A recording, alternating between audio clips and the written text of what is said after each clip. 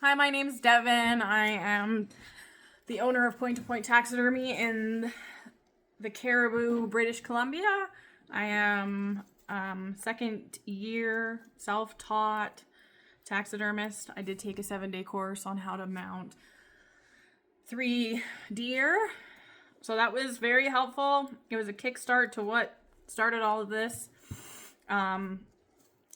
Most of my prep work, actually all of my prep work from like when someone drops an animal off to the mounting process, I've had to self-taught teach, which I utilize YouTube for.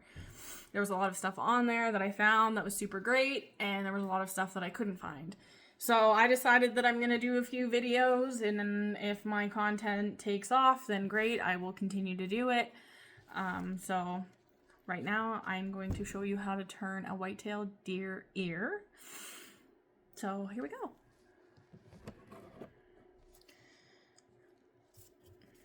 I'm definitely, oops. So you'll find out my videos are not going to be edited content. They're just going to be raw videos. I'm not going to edit stuff until I get to a point where I think I need to. So what I've done is the meat was all around here. I've just flushed it off the body like I have the rest of it in my other videos. And now I'm just going around the ear with the meat that was left. And I will show you how I do this. Just go round and around. Try cutting towards the meat, not the hide.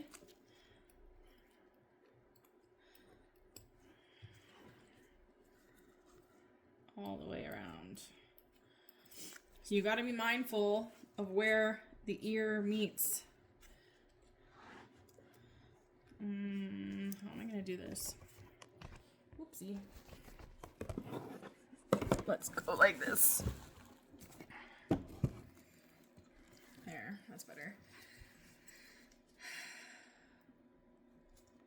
So my finger's here on the ear. I'm just gonna leave it there when I cut this side.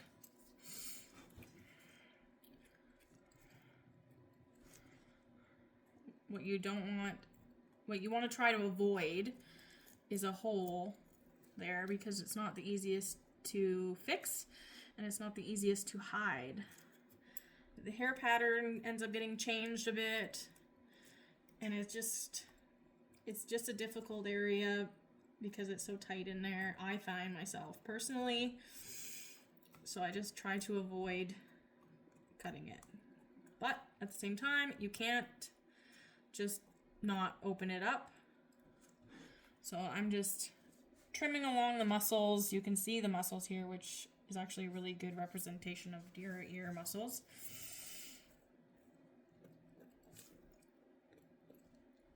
And my fingers right there.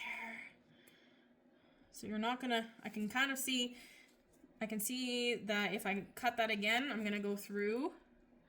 So I'm just gonna do a couple little slices to try and get that little extra there.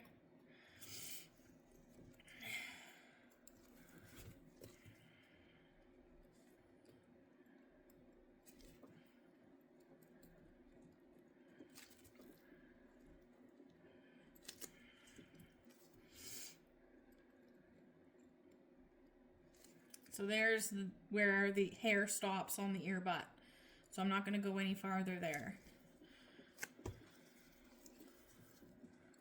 I'm just going to keep on trimming all the way around.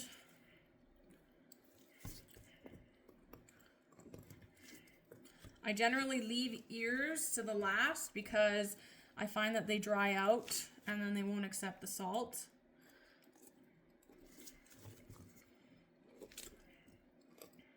If you do them first.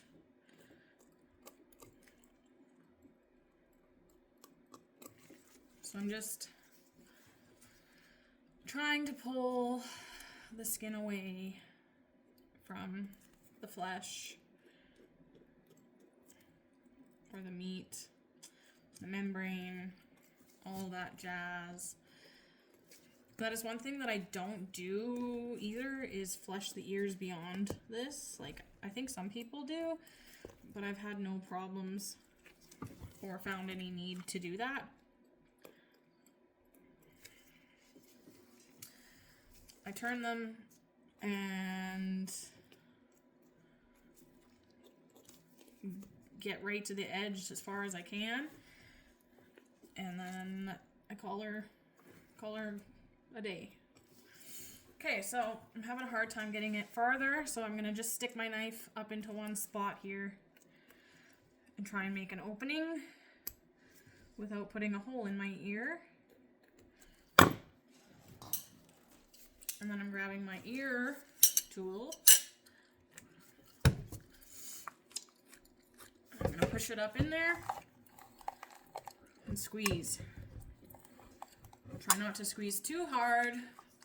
You don't want to rip the ear completely apart or put your tool through the hide, which I did on a deer the other day.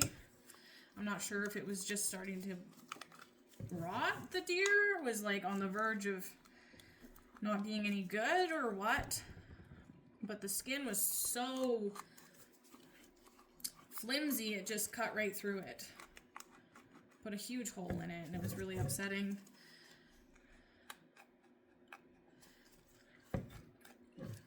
Sometimes the ears do not turn this easy. Sometimes it's a real struggle to get them to this point. So I'm glad this is being kind with me. So I've turned it to my satisfaction. Now I'm going to go in there, turn it inside out.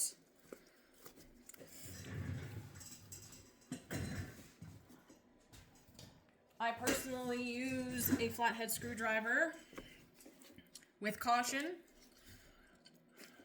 to turn everything out to the edge. So I'm just pushing everything here. So it's turned out. However, it's not turned out enough. Sometimes what works is me just pulling with my fingers. Get some baking soda. Turn things out some more with my fingers. Also, proceed with caution. It's pretty easy to just rip a hole in your ear. The ears are my least favorite thing to sew, and they're the thing that I spend most time sewing, so. Probably because I push my limits like so.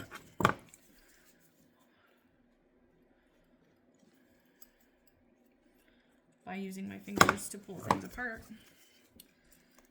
and whatever else.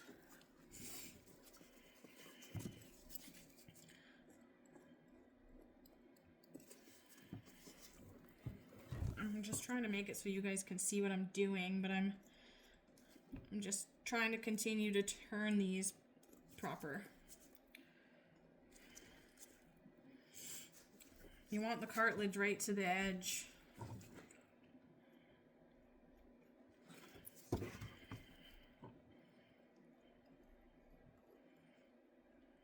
So that the salt can get in everywhere that it needs to get into.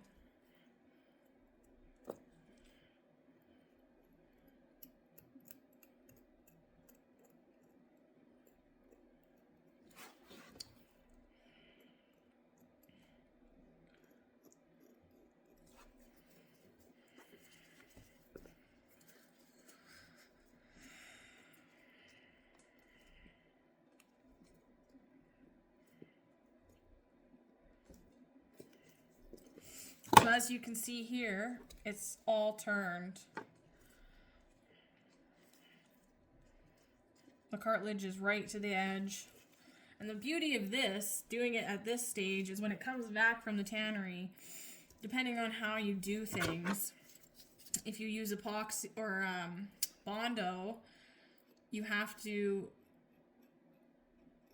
even if you don't use Bondo and you're just using ear liners, you have to make sure everything's turned out, because if you peel this cartilage off and it's not turned out enough, you won't end up getting all of the cartilage. Okay, so this is where I like to push my limits. I need to get the tip of the ear to the edge, so I'm just working it a little bit, pushing a little bit, not with too much force, because I do not want to put my screwdriver through there, but it needs to be turned.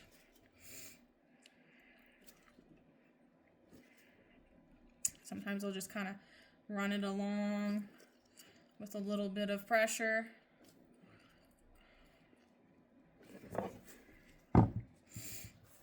I always have a hard time knowing when it's been turned enough on the tips because the cartilage is really thin up there. If you're going to use your knife on an ear, try to use the side of it because the skin is so thin, it just puts holes in it. I should take my own advice. Oops.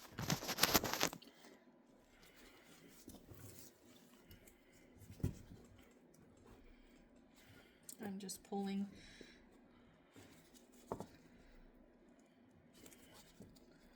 to try and turn it out a bit more.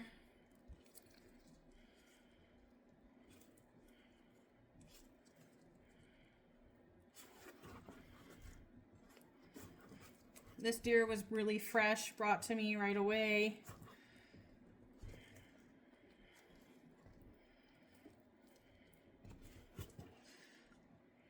So I feel like the skin integrity is still really good. So you can see I've turned it. You can feel it too. You can feel that if it's been turned enough or not. If you run your finger along that line.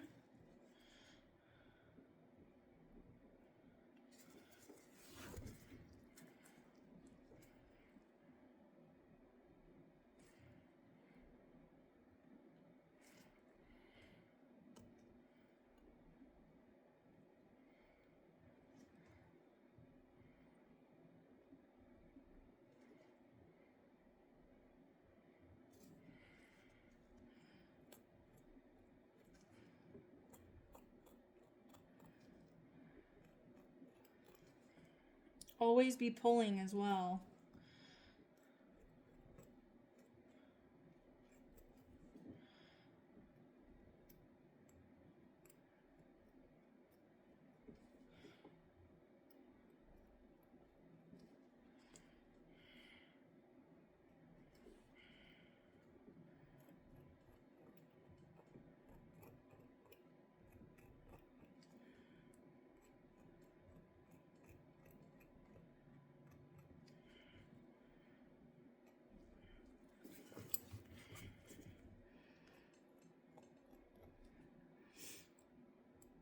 My dad always taught me to do things right the first time, so you don't have to do them again.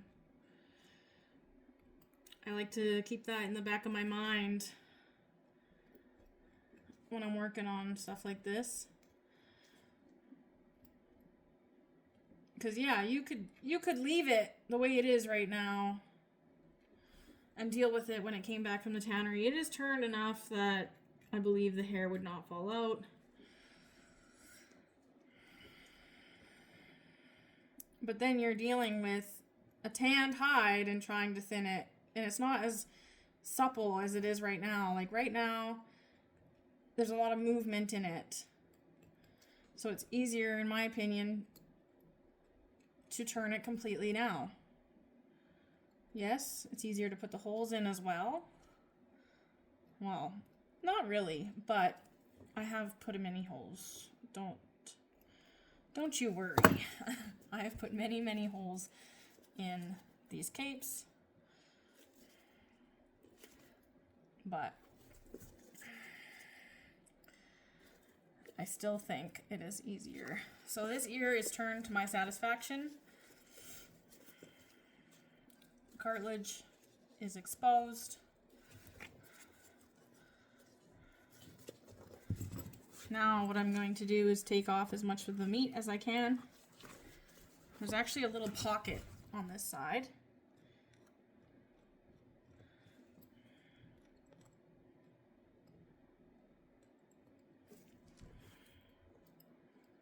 I'm just getting the meat out of there.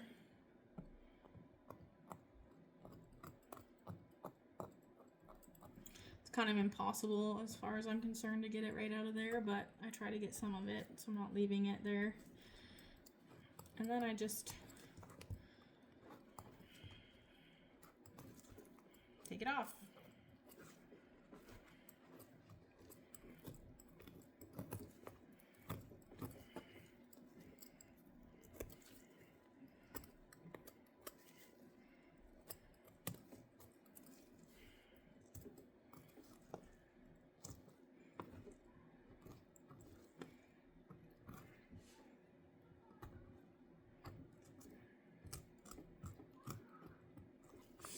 I use I use ear liners. I do not like using the Bondo method. I think it's just a lot more natural looking using ear liners.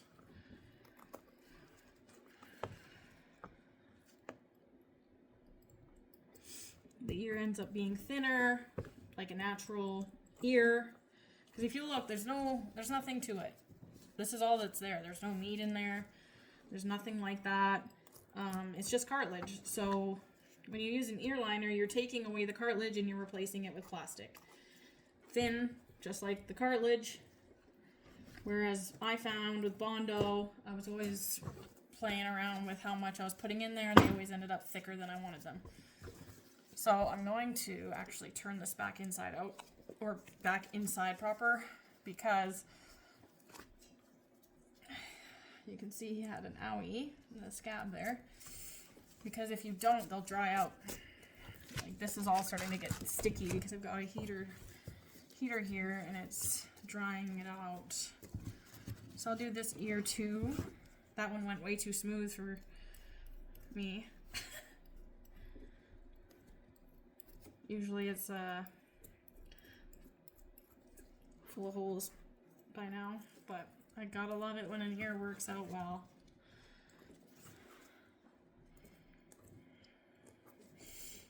So again, I'm gonna just go around and around and around and try and loosen everything off.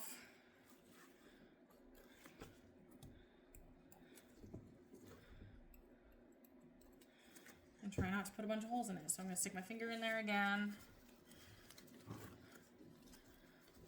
Find out where I'm at on here.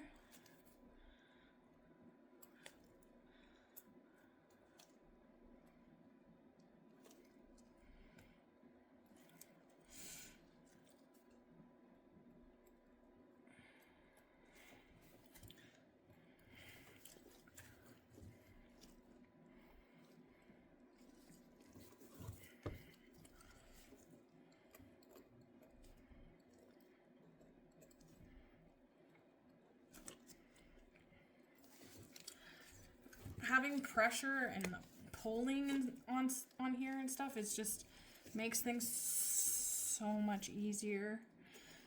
Oh. Okay. See, I put a tiny little hole in there because I wasn't paying attention to where I was. That's a super easy fix. A small hole like that is a super easy fix. A bigger hole, not so much.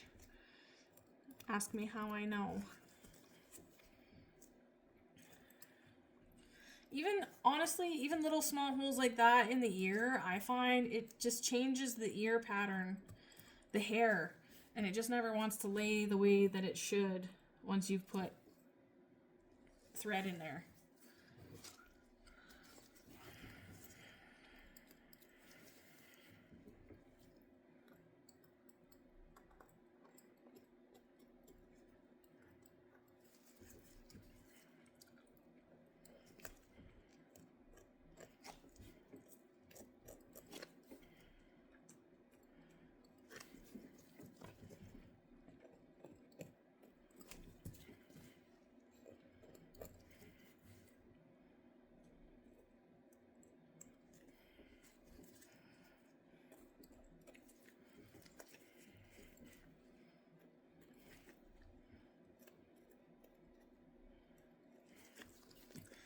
All right, same thing.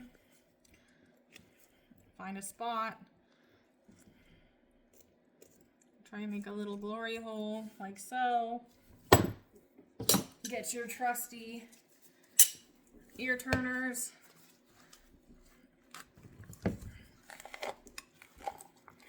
Put them in there and pull. Don't let this kid you.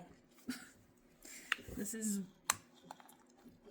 happening way too easy compared to what it's been like for me so far this season.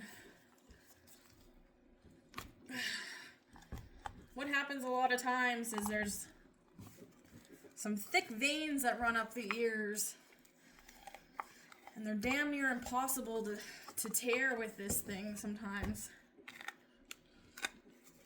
And that's what you're hearing ripping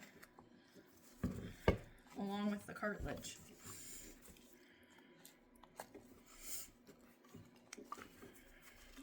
So I'm going to go as close to the edge as I feel comfortable. Playing with fire, testing my limits, as per always. Okay.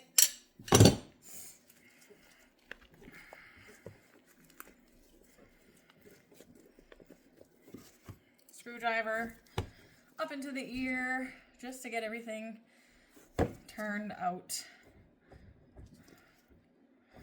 Especially the tip. That's one thing that doesn't get turned out enough, I find, or I've been told by other taxidermists or tanneries.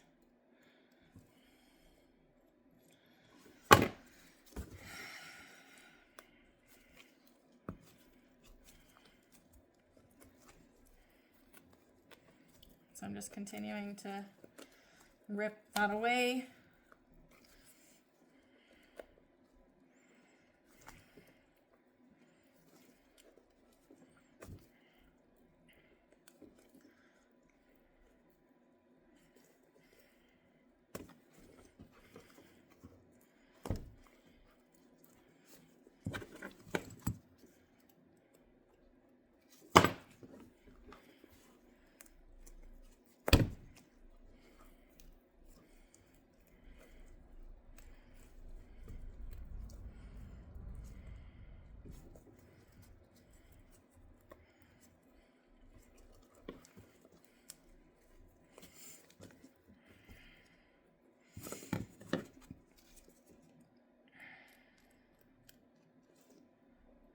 Now I'm going to continue to try to get this right to the edge without putting holes in it.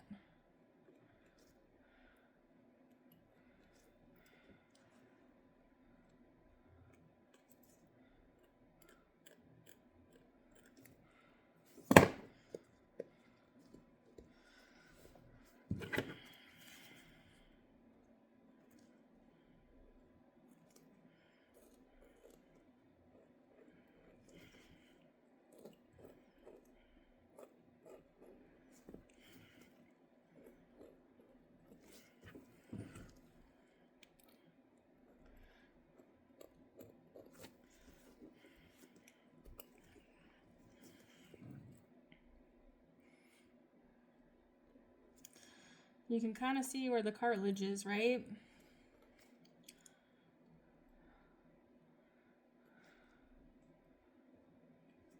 You just want to expose that hair follicle.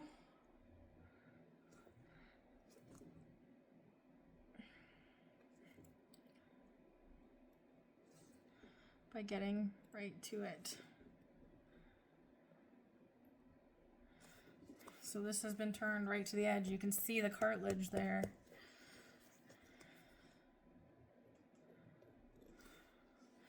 The one side of the ear is different than the other, which I find very annoying. The cartilage is thicker on one side, and it just turns easier, in my opinion.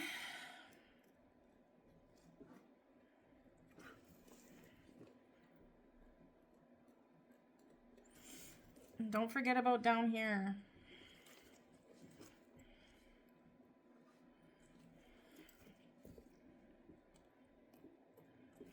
There's a pocket. I don't know if you can see it. I'm kind of just all over the place right now. I apologize. I'm not used to having a camera going and everything's just all over the place. So the cartilage goes like this and then it goes over. So there's some meat in here that you kind of got to get out to the best of your ability without putting holes in it.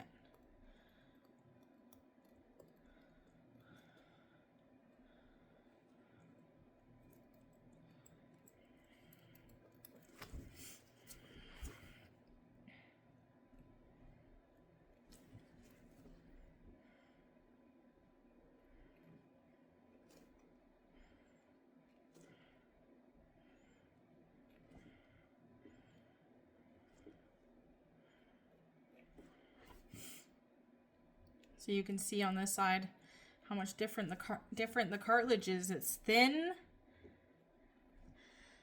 and like there's still a seam. The cartilage ended here, but there's still a seam in here a little bit farther back that I like to try and open up a bit more. Sorry. Oh my goodness.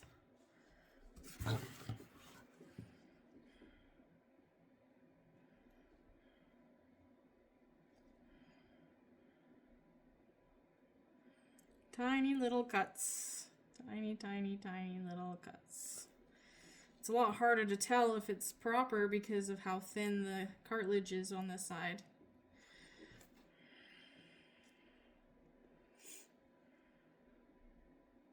Whoops. There we go. There's a hole.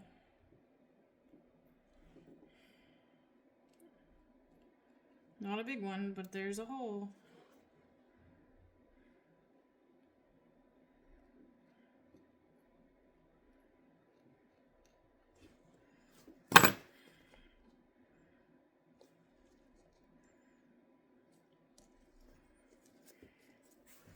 Okay.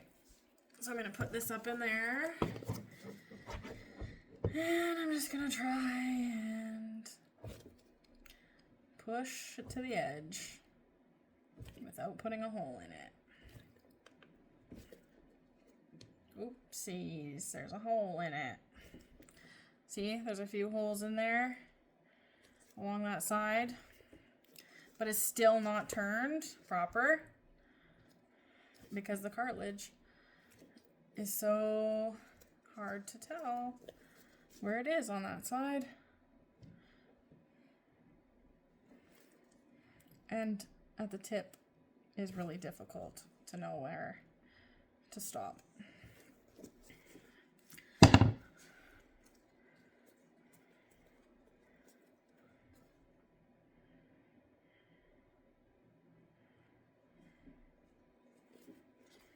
I'm gonna say that's good. Okay. So then we're gonna take our blade and cut the meat off. Oops.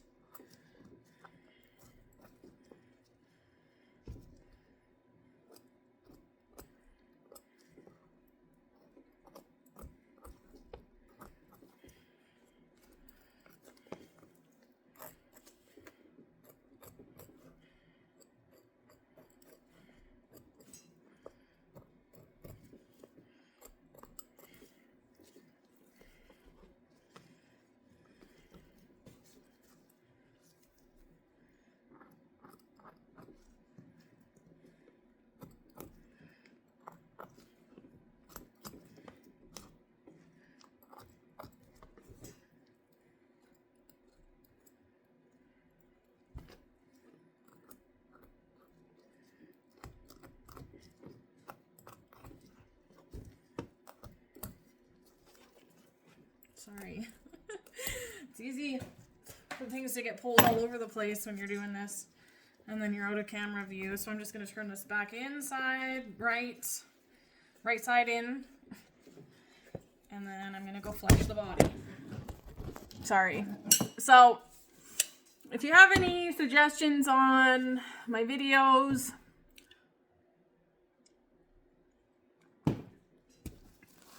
definitely leave me a message. This is the tail.